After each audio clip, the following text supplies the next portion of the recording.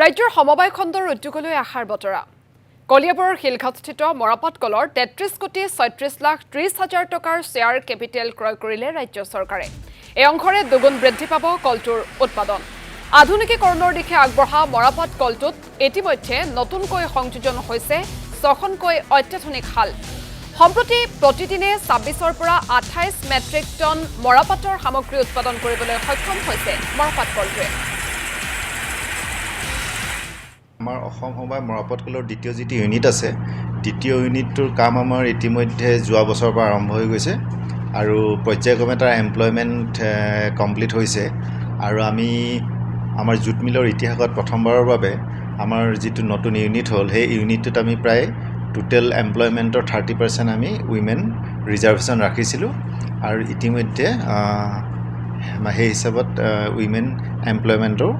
fulfil হৈছে এই মৰাপাট কলতে কাম কৰি আছোঁ ইয়াতে কাটিং মেচিনত কৰোঁ কাম কৰা আপোনাৰ হ'ল 10 মাহ মানেই হ'ল কাম কৰি ভালেই লাগিছে ভাল লাগিছে 9 মাহ হ'ল পুৰা ঘৰ কাৱৈমাৰী কলিয়াবৰ কাৱৈমাৰী আচ্ছা লগা